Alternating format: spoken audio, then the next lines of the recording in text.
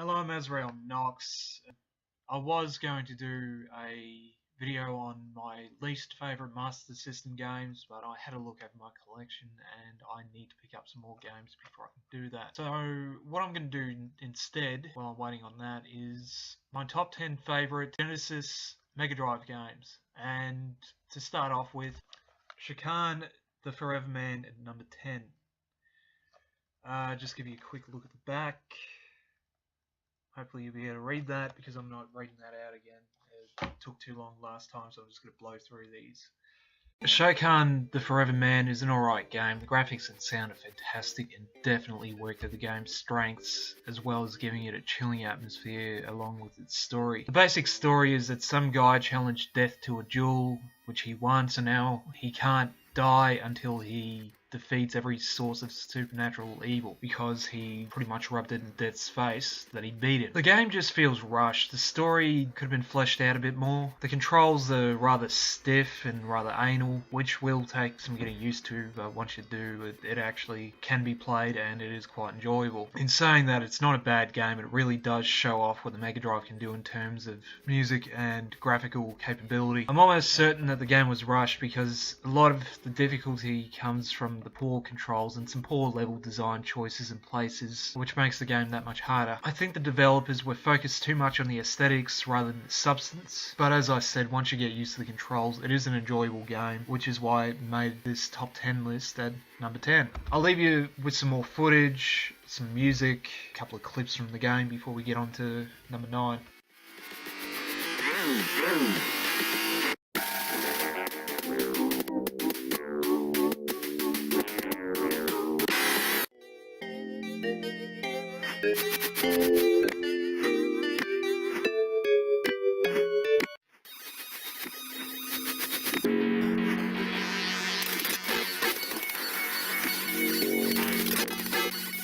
For number 9, I decided to go with Theme Park.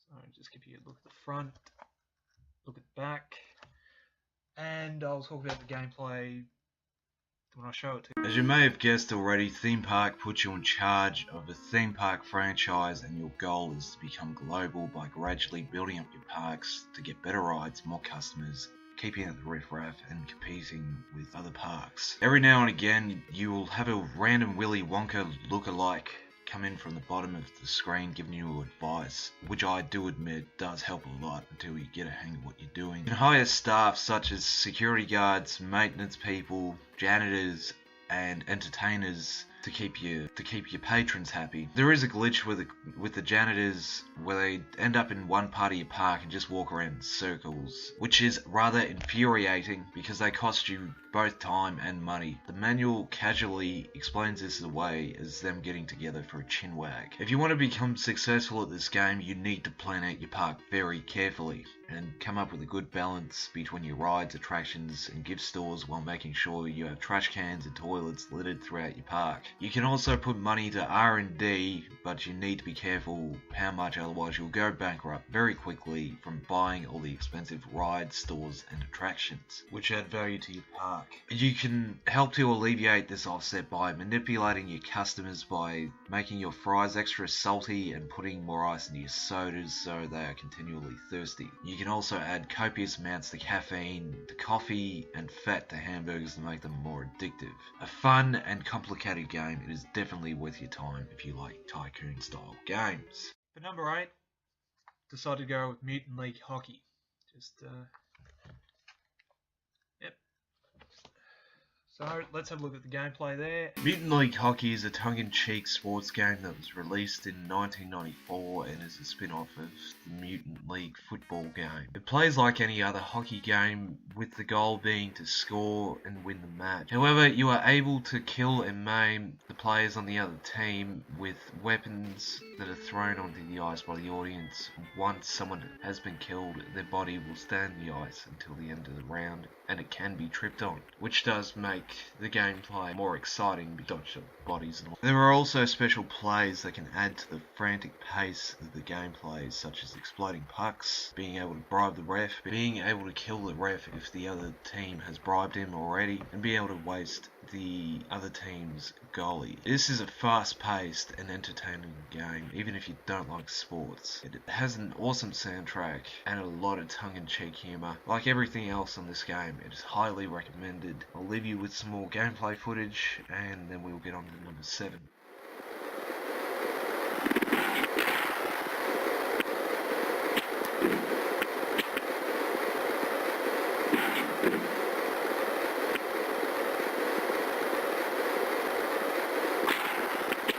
For number 7, I decided to go with the Ooze.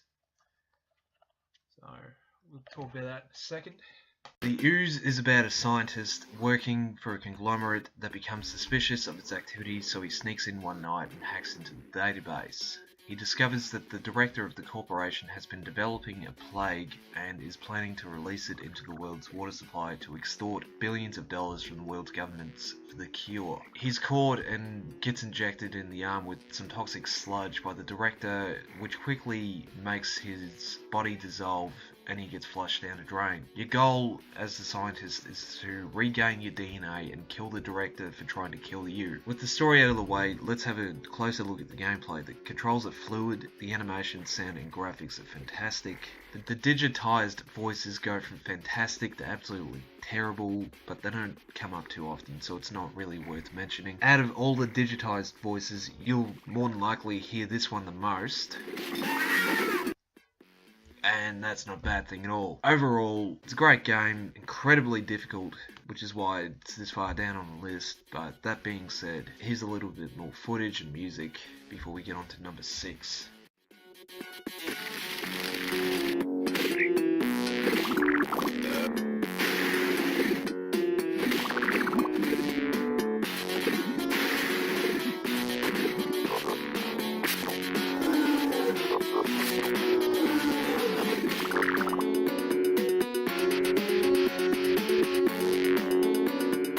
For number 6, I decided to go with The Last Vikings. As you can see, they just want to go home.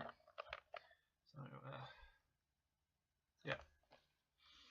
Let's have a look at that. The Lost Vikings is a platform puzzle game developed by Silicon and Synapse, which is now better known as Blizzard. The game is overflowing with tongue-in-cheek humour, and I feel this is a welcome addition because the game is downright frustrating at times. The basic storyline is that after a long day hunting, 3 Vikings are abducted by an alien ship to be put into an intergalactic zoo. Your goal is to help the 3 Vikings throughout their journey in time and space as they try to get to the alien that abducted them, defeat him and find their way home. The environments are very well planned out, very colourful, and in some cases are downright mean because there is little margin for error. You will have to use each of the Vikings to help one another to get to the end of the level, and if one of them dies you'll have to start over. Even if you do get 1 or 2 of them to the end of the level, you do have to start over from the beginning because it doesn't count.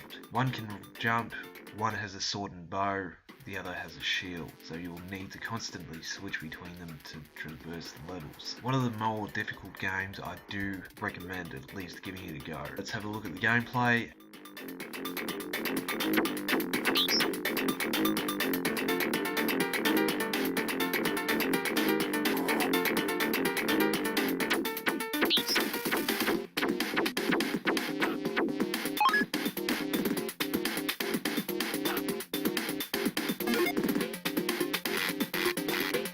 That was my 10 through 6 of the list. If you would like to see 5 through 1, please check again for the next video. My voice got a bit scratchy during the narration because I have had pretty bad tonsillitis for the last week. So if you're still watching, thank you, and I hope to see you in the next video.